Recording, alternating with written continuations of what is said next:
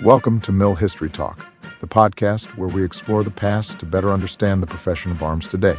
We dive into the campaigns, conflicts, issues, and commanders that have shaped military thinking across centuries, and why it all still matters. Whether you're an officer in training, a seasoned professional, a student of strategy, or simply curious about how history informs modern warfare, this space is for you. Our mission is simple: to foster insight, reflection, and critical thinking primarily through the lens of military history. Before we begin, a quick note. The views expressed in this podcast are those of the podcast writers, hosts, and guests, and do not necessarily reflect the official policy or position of any government agency or organization. So, whether you're listening in a barracks, a lecture hall, at the gym, or in your car on the way to work, welcome. We're glad you're here.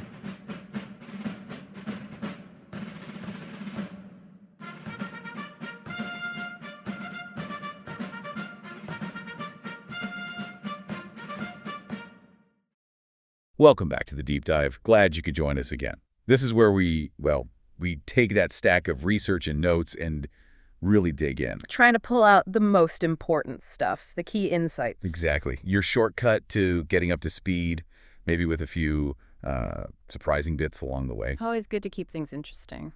And today, we're actually kicking off something a bit new. This is the start of a whole series we're doing. We're going to be looking at how U.S. Army doctrine developed.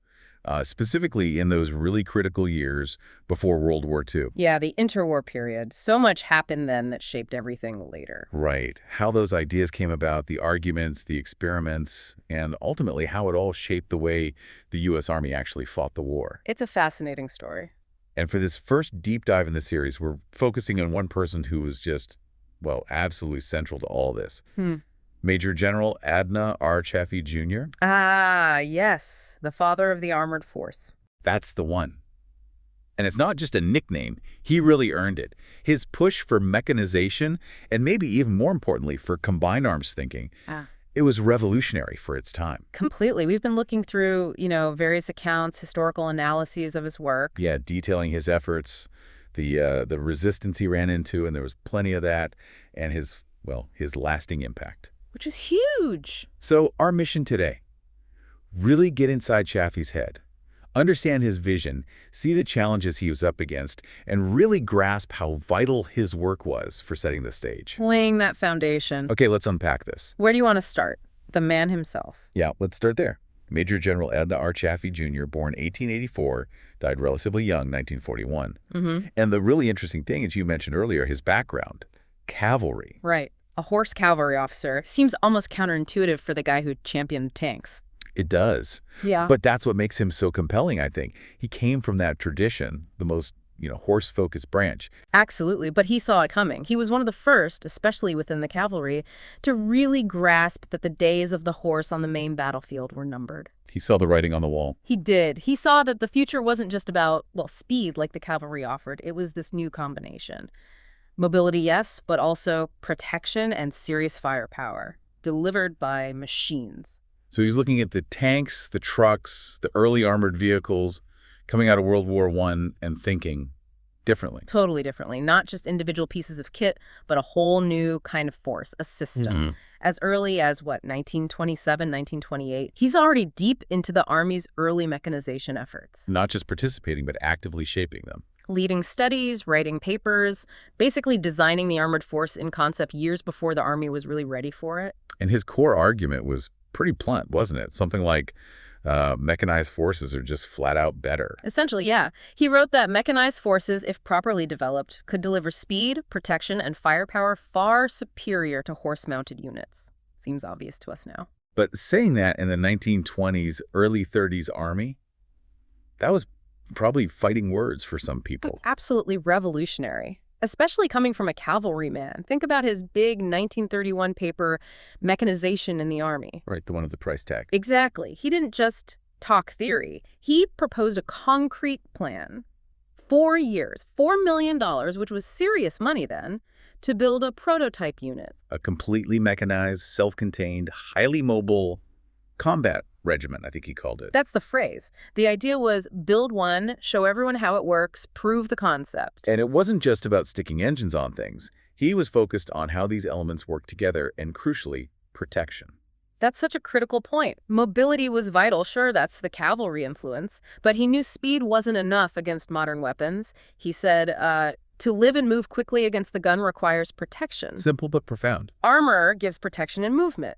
He understood you couldn't just zip around, you had to be able to take a hit while you were moving. So this complete vision integrated units, armored, mobile, acting independently, that's why he gets the title Father of the Armored Force, even years before it officially existed. Precisely. It was his strategic foresight. Pushing for tanks, yes, but also motorized infantry, mobile artillery, engineers, all working as one team. While most of the army was still focused on infantry as the queen of battle and holding on to horses. It set him apart, but it was a long, hard slog against tradition, against institutional inertia, branch rivalries. Okay, so he had the vision, he wrote the papers.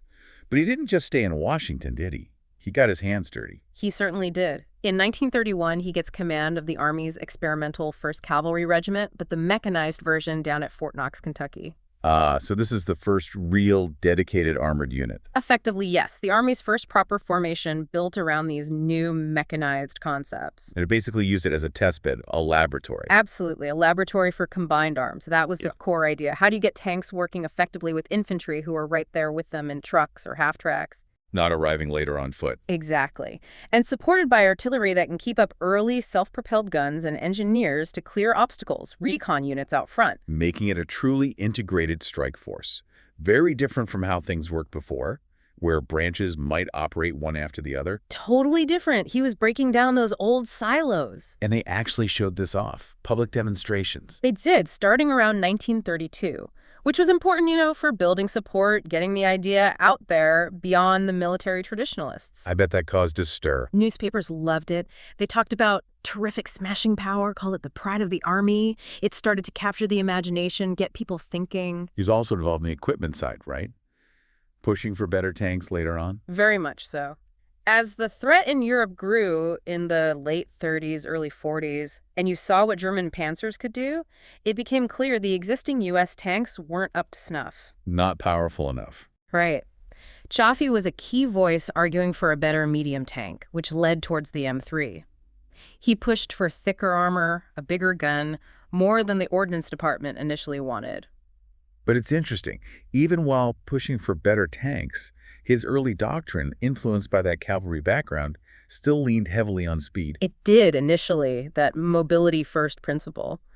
While the Germans were already fielding heavier tanks, Chaffee's early units tended to emphasize lighter, faster tanks. Good for exploitation, for getting into the enemy rear areas quickly. A cavalry mindset applied to machines. In a way, yes. Though that balance between mobility, firepower, and protection would definitely evolve as the U.S. gained combat experience. He recognized the need for heavier tanks, hence the push for the M3 and later the M4 Sherman. Now, getting these units actually built and funded, that couldn't have been easy. Oh, it was a constant battle. You have to remember the context. The National Defense Act of 1920 had specifically assigned tanks only to the infantry branch. So the cavalry branch, Chaffee's own branch, wasn't even supposed to have tanks officially. Technically, no. They had combat cars, which were, basically light tanks, but the legislation created huge hurdles, and the infantry was protective of its role. The cavalry traditionalists resisted giving up horses, and budgets were incredibly tight, especially during the Depression. So even when he had staff jobs back in Washington, say between 34 and 38, he was still fighting for this. Absolutely. Playing what someone called 3D chess. He was finding clever ways to divert funds, using loopholes, pushing resources towards mechanization at Fort Knox however he could, often against the official grain. Resourceful. Had to be. Later, when he commanded the 7th Cavalry Brigade, mechanized, he actually had to get special permission from the Chief of Infantry and Chief of Field Artillery just to have infantry and artillery units temporarily attached to his brigade for exercises. Wow. Just to practice combined arms. Just to practice. It wasn't routine yet. Getting genuine, sustained cooperation between the branches was incredibly difficult. It often felt like pulling teeth. He was the driving force, but battling that entrenched thinking was exhausting. It really highlights how one person's sheer persistence can make a difference. And that persistence was focused on this core idea, combined arms. That's the heart of his doctrinal contribution, rejecting that old World War I model of separate branch actions happening in sequence. Attack with infantry, maybe exploit with cavalry later, artillery fires its own separate plan. Exactly. He saw that as slow, predictable, ineffective. His vision was for armored units as these self-contained, self-sufficient teams that could fight their own battle deep and fast. And this wasn't just an idea he cooked up at Fort Knox. You mentioned an earlier study. Right, that 1928 Army Staff Study, a mechanized force. Chaffee was a major player in that, working under Brigadier General Frank Parker. And what was so special about that study? It was really the first official document that laid out the blueprint for a truly balanced mechanized force. It explicitly called for light tanks, medium tanks, self-propelled artillery, SP guns that could keep up mechanized infantry, engineers, dedicated air support, even its own logistics. Everything integrated. Everything integrated. It was described as the first rational attempt to push the Army beyond thinking in terms of separate branches. Okay, here's where it gets really interesting. He takes these ideas, which were still pretty theoretical for most of the Army, and makes them real with the 7th Cavalry Brigade, mechanized, in 1939-1940. Yeah, he basically built that brigade as a mini armored division, an experimental version. He put all those pieces together under one command. Tank battalions, motorized infantry, SP artillery, recon, engineers.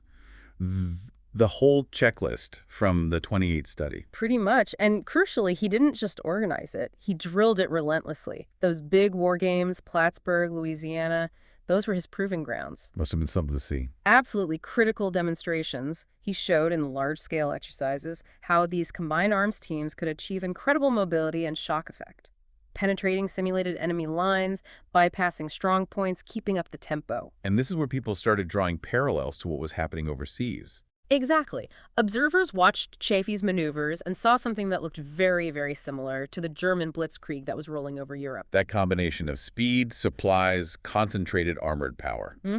Historian Mildred Gilley wrote that Chaffee became the leading American exponent of blitzkrieg warfare, well before most realized its importance. Now, is he copying the Germans? Not really, no. It's more a case of parallel development.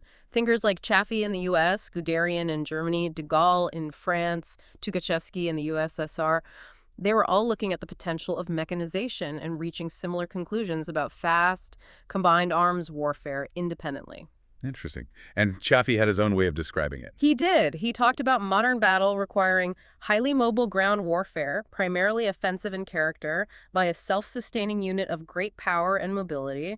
That phrase pretty much became doctrine at the armor school later. It captures this whole concept. And then 1939, 1940, Poland, France. Yeah. The blitzkrieg wasn't theoretical anymore? No, it was devastatingly real. And suddenly, Chaffee's ideas didn't seem so radical. Germany's victories were a brutal, undeniable validation of everything he'd been saying for over a decade. It must have been a moment of, see, I told you so, but probably also terrifying. I imagine so. It forced the U.S. Army leadership to finally confront the reality of modern war. And that led directly to the creation of the armored force. It did. June 1940, the Army finally establishes a separate independent armored force. And who do they put in command? Had to be Chaffee. There was no one else. He was the obvious, really the only choice. And he hit the ground running, building the actual divisions that would fight the war. Immediately.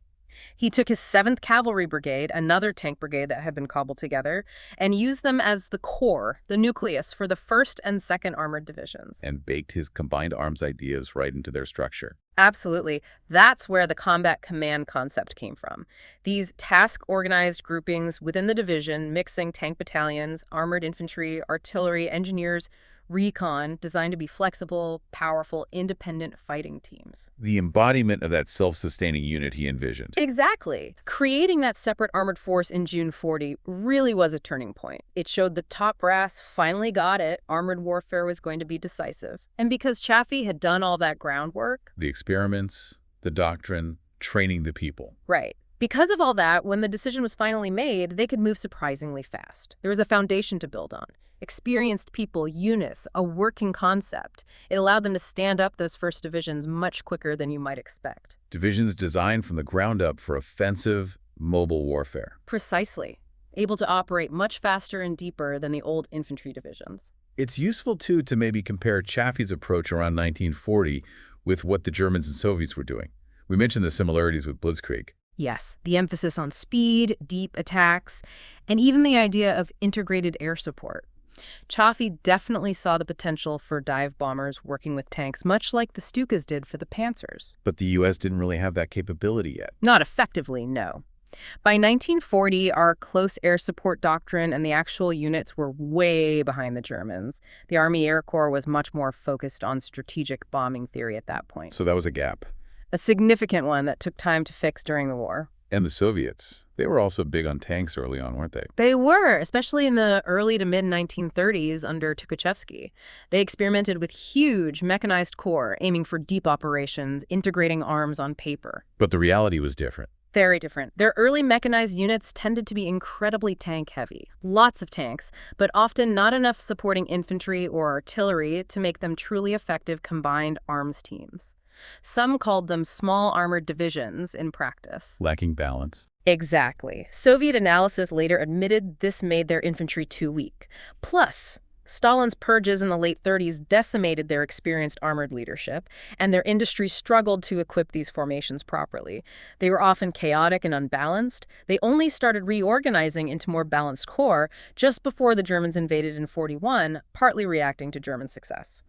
Now, you said the Soviets were tank-heavy. Yeah. But didn't the initial U.S. divisions under Chaffee also have a lot of tanks compared to infantry? They did. That's a fair point. The 1940 structure had, I think, 6 light tank battalions and 2 medium, but only 2 armored infantry battalions and 3 artillery. So, yeah, quite tank-heavy. Critics even noted it at the time. They did. They pointed out there wasn't enough infantry to properly support all those tanks, especially against German anti-tank guns, and maybe too many light tanks compared to mediums.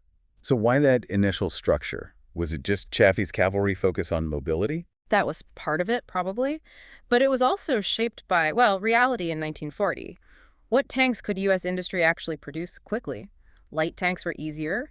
How developed was armored infantry doctrine and equipment? Still very early. Self-propelled artillery. Just starting. So it was a starting point, based on what was possible then. I think so. It reflected the state of play in 1940. Chaffee knew it wasn't perfect. He was already pushing hard for better medium tanks like the M3 and then the M4 and arguing for improvements. His core vision was always the balanced team. Even if the first iteration wasn't quite there yet due to practical limits, it showed he was pragmatic. Okay, so fast forward to the summer of 1941.